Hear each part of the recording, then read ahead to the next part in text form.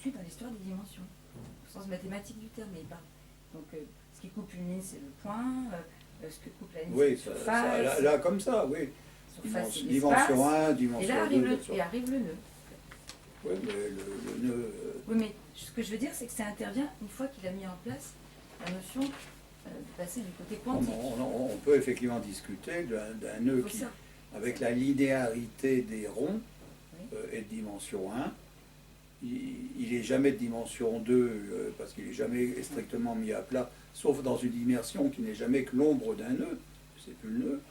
Donc il est toujours pris dans un aspect volumique, un aspect spatial, armillaire, où c'est pas le nœud lui-même qui serait de dimension 3.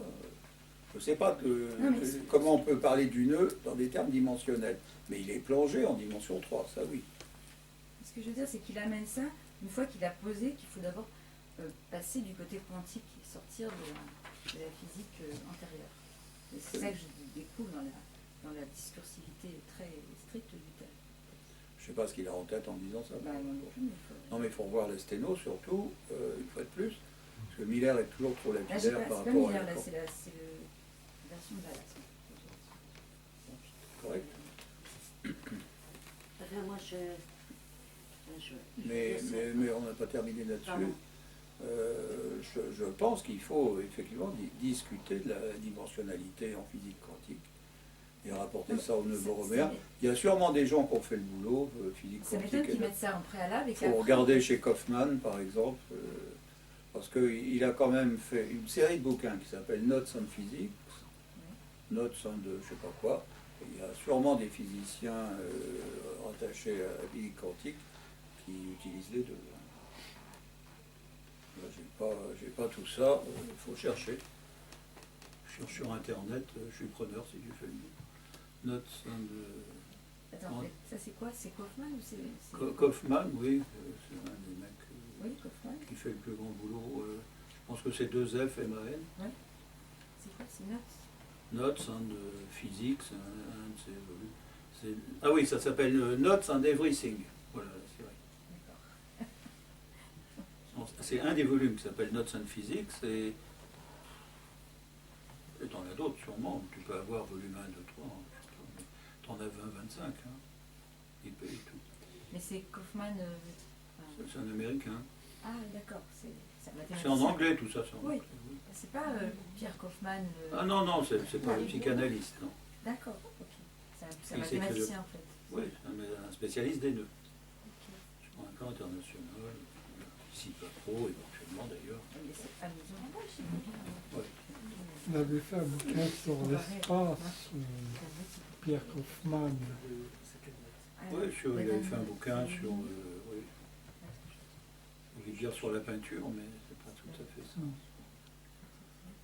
J'ai oublié, sur l'espace. Au début c'est intéressant, puis à la fin... Non mais bon, c'était surtout sur l'aspect politique, il mêlait les choses. C'était aussi intéressant à discuter comme ça.